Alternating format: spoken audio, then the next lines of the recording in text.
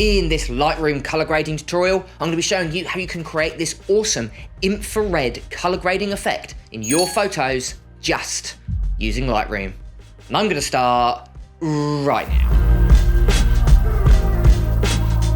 Okay, so before we go ahead and jump onto Lightroom, let's quickly talk about what is infrared photography. Now, if you've ever seen a photo like this, the likelihood it was taken on an infrared camera. Now, unlike traditional cameras that capture visible light, which is a very small part of the electromagnetic spectrum, infrared cameras have a special filter, which is called an IR filter, which allows it to capture infrared light, which means it's not light that we can necessarily see with our eyes, and creates these amazing photos with really strong reds and these really vivid tealy blue colors.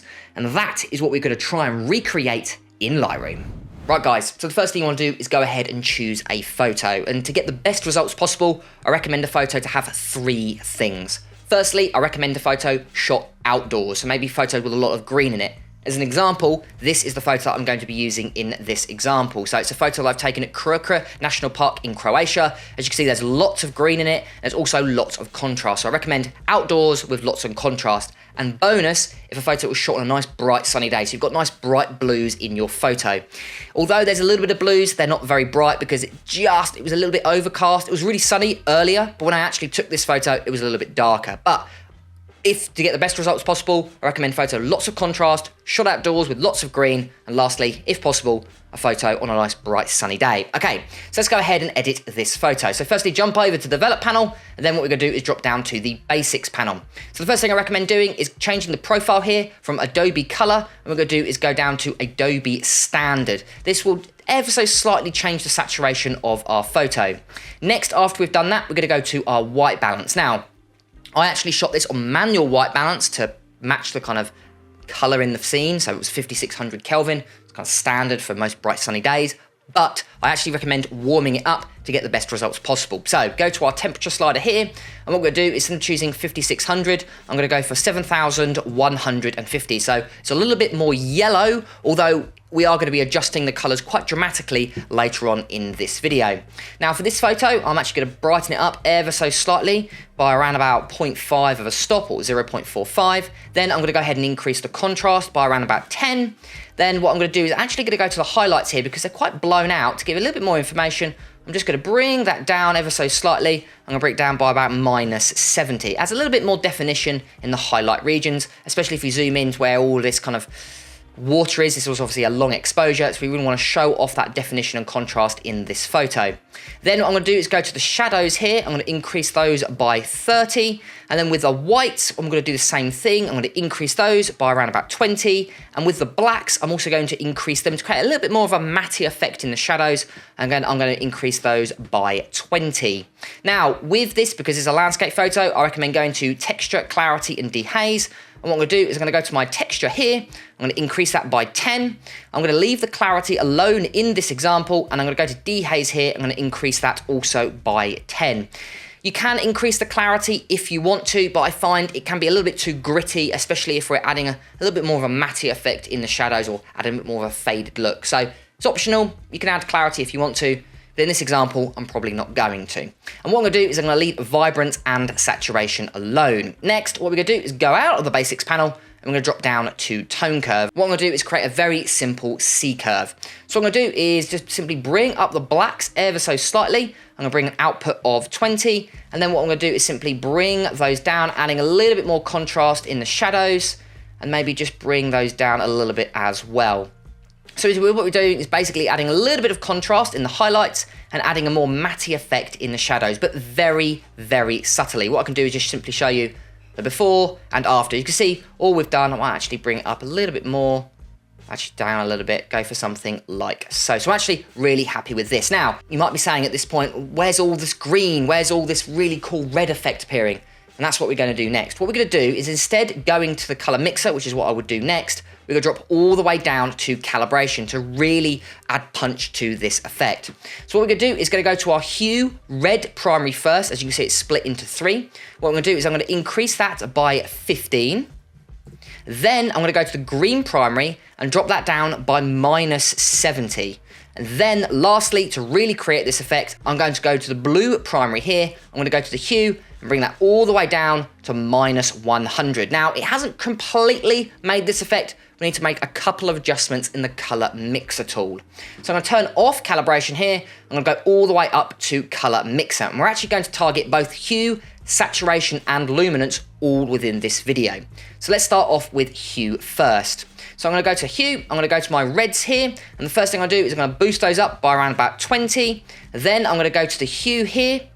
Then I'm going to go to the orange, I'm going to drop that down by -70. And then for the biggest effect, I'm going to go to yellows here, which is predominantly what you'll find in most of the kind of foliage. There's a lot of yellows in the foliage. I'm going to go here for the strongest effect. I'm going to go for -90.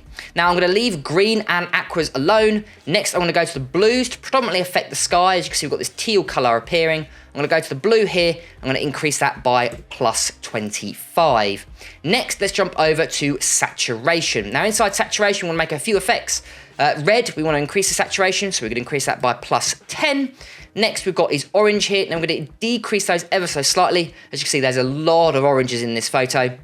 So we're going to decrease those by around about -30. Just takes out some of that vibrancy without completely removing saturation in the orange. And then lastly, we're going to go all the way down to the blues because I'm finding them a little bit too strong. I'm going to drop those down by -20. And then lastly, what we're going to do is going to go to our luminance sliders here, where we're going to create a little bit more of an adjustment, affecting mostly the reds and oranges predominantly. So we're going to go to the reds here. We're going to go ahead and increase those by +50. Then we're going to go to the oranges here, really increase the brightness here to +60, and it's the same with the yellow. We're going to increase those by +60. And then lastly, we're going to go all the way down to the blues, and what we're going to do is darken those by -40. And already you can see this effect is really starting to take shape. Okay, so we're going to turn off color mixer tool here. What I'm going to do is quickly go down to details here. I'm just going to add a little bit of manual noise reduction. Increase that, although it was a long exposure and I think we were shooting at ISO 100. I still like adding a little bit of noise reduction in this photo. Okay, and then lastly I'm going to do is go to lens correction. I'm just going to make sure these are also turned on. And if it hasn't popped up in here, what we're going to do is I'm going to go ahead and choose Leica. Where is Leica here? Let's go all the way down. Here it is. And then I'm going to go ahead and select, oh, it's popped up. Okay, we can't manually change it, but this was shot on a Leica Q3, and I believe it was around 60 megapixels.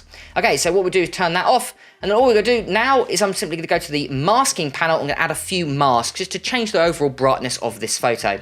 So I'm actually going to go down to a linear gradient. I'm going to go ahead and add a mask at the bottom.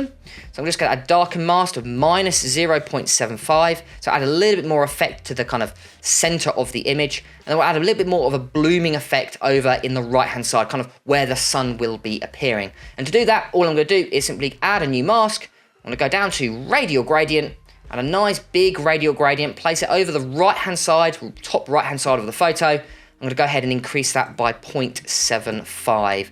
And as you can see, this effect has really taken shape. We've got these really rich reds in the photo, and I've got to admit, I really like this photo. And what I might actually do is go to the exposure here and bring it down just a pinch. I might take the highlights down a little bit further, possibly bring up the brightness in those shadows there, just fixing the photo ever so slightly. But as you can see, we've created this really cool infrared effect. And what I can do is show you the before and the after. And as you can see, this effect works amazing. I do recommend using masks just to brighten and darken the areas of your photo, because it can sometimes, that infrared effect can be incredibly strong and really intense. So you can use the mask to kind of lead the viewer's eyes to the most important part of the photo, which in this case is that amazing waterfall in Croatia. Here is the before and here is the after. Brilliant, and there we go guys. So that is how you can create this beautiful color grading effect in your photos just using Lightroom. And if you want to support this channel, go ahead to the link in the description where you can actually buy this preset as well as my preset packs and photo overlays. So if you want to get some great presets to really speed up your editing workflow, make sure to go ahead to the link in the description. It really is much appreciated. I've been James for Photo Fever, and I'll catch you guys next time.